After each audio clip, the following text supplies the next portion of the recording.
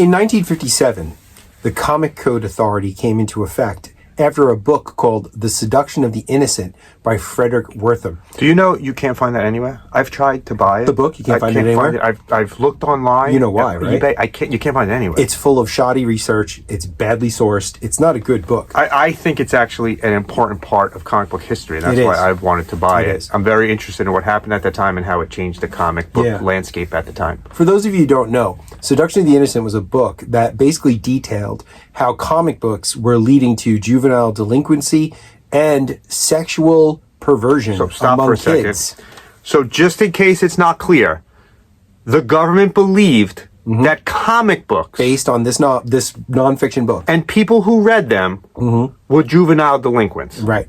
Just want to point that out, which would make me and Brian some of the biggest juvenile delinquents you've ever met, because I read comic books my whole life. Me too. Yeah, and I have never ever been a juvenile delinquent. Me neither. Yeah. I'm in fact, an upstanding citizen. And terribly boring. But they had the Comic Code Authority, which was actually a self-imposed system of censorship. The comics adopted it basically to make advertisers more comfortable with advertising within the comics. Because they want to make money. Right. Everything's about making money. Well, that's the point. I mean, without advertising dollars, you can't make money. You can't really make money. So basically, it was a self-imposed system of censorship that existed from 1957 all the way to about, 99? It was being used not as often in the later years. A lot of companies got away from it and didn't think it was necessary to use anymore. And here was the beginning of people getting away from it. But throughout the 70s and 80s, it's on almost every single comic book. Right.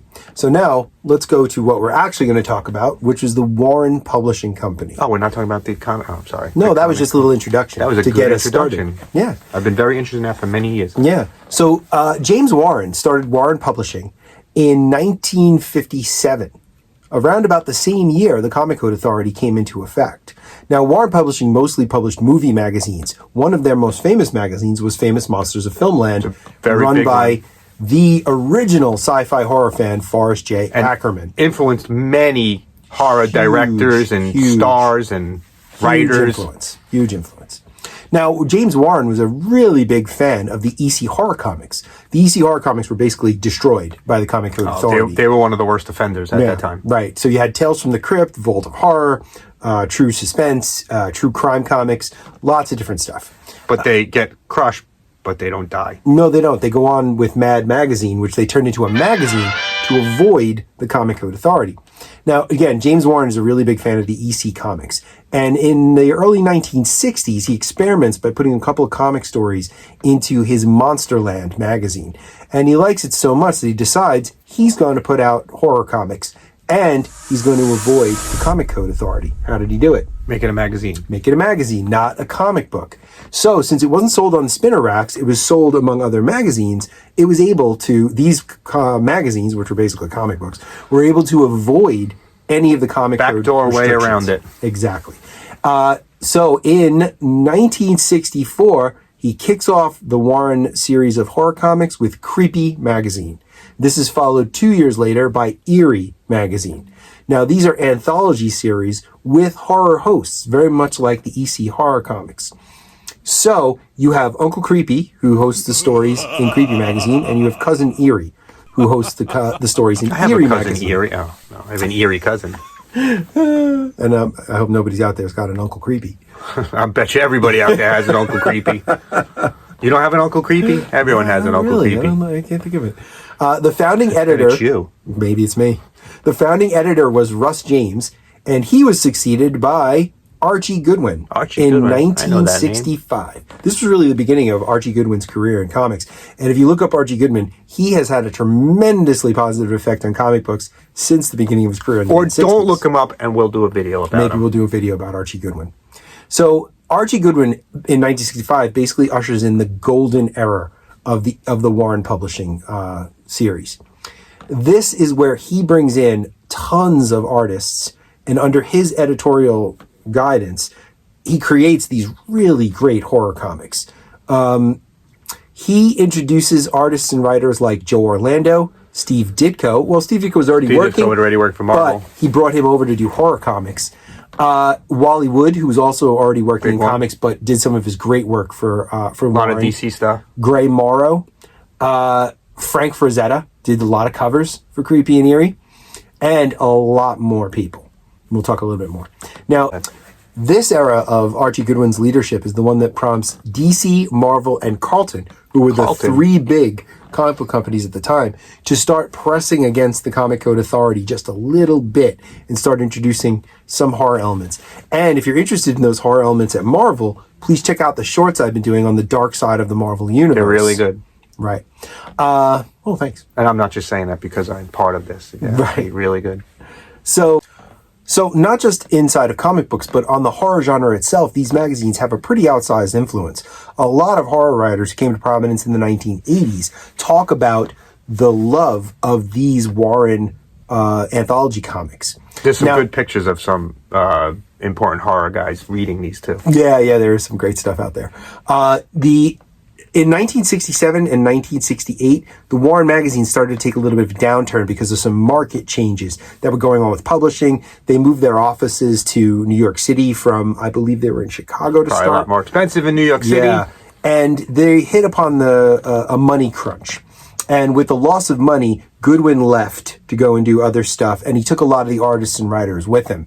And from 68 to 70 is called like the dark age of the Warren, where they survived mostly by reprinting stories from the Goodwin era.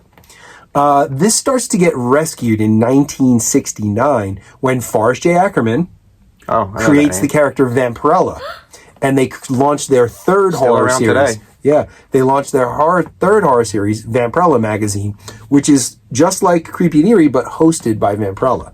I think the first story in Vampirella was her origin, where she came from as a character. So what year is that? That's 1969. So she's been around since 1969? Yeah. Mm-hmm. Shocking year. Yes. So this begins a climb back to prominence. Goodwin, after the climb back up and Warren starts making money again, Goodwin returns briefly from 1970 to 1971. Oh, so he was only following and they were successful. Right. Well, they needed to pay him a living wage. He probably got paid good money, too. Yeah. And then in 1971, Goodwin gets pulled away again. He gets recruited by Marvel.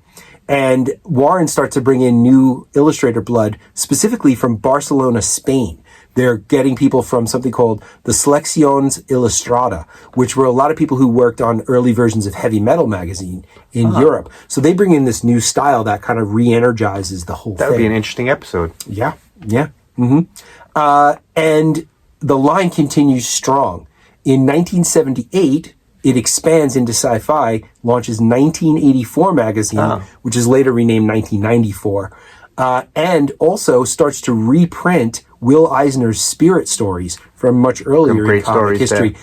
And it actually exposes a whole new generation of people to the spirit and the really unbelievable talent of Will Eisner. This is really the last good time, though. The really last notable editor that they had controlling the magazines was Louise Jones, who would later marry Walt Simonson and become Louise Simonson, who did some absolutely unbelievable work in the comic industry. She was the creator of Apocalypse at Marvel. The character. She is so talented. She wrote X Factor for years and years. She's massively talented. She is definitely an important figure in the really important industry. She's the editor from 1976 to 1980. Then in 1980, James Warren started to get ill. The company started to fall on hard times again because of market changes. Right. This is where specialty comic shops started to replace magazine stands as the main place where people got comics. So the market kind of shifted around him, and he didn't keep up with it. Was he not distributing to specialty comic shops? I think they were, but not as many comic stores were stocking magazines. Right. So that was really the problem. So his innovation was kind of one of the things that hurt. At the end. And finally, after he falls ill and the market changes, they cease publishing in 1981, and the company gets dissolved by 1983. Okay. But from 64, 65, all the way to 1980, they had just an outsized effect on the horror genre, on comics, and it gave us a whole bunch of new names that were big in the comic industry. Did it help bring down the whole comic code? It helped push against it, yeah, because it caused Marvel to start pushing. Well, Marvel actually released some of those magazines too, which were a little bit. They had Savage Sword of Conan, which was a little magazines that got around the comic code. Exactly, and they got the idea from Warren, really. Yeah, but it introduced us all to Archie Goodwin, Louis Simonson, Frank Frazetta, Boris Vallejo, Mike Plug, Richard Corbin, Doug Mensch got his start there, Don McGregor, and a whole lot of other people. Actually, this summer they're going to be releasing new archive editions.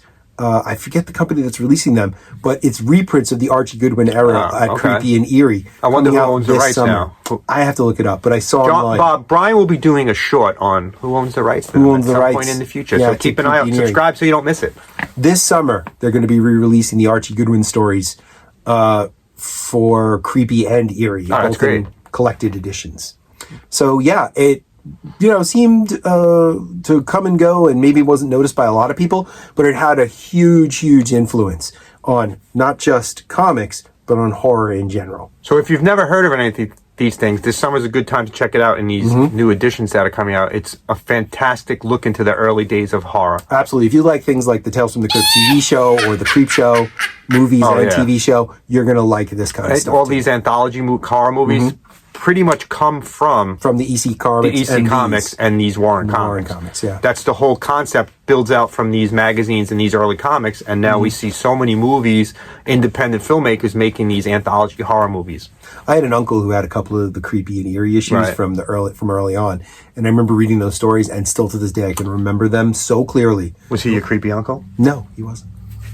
Turn that around, see we went all the way around there.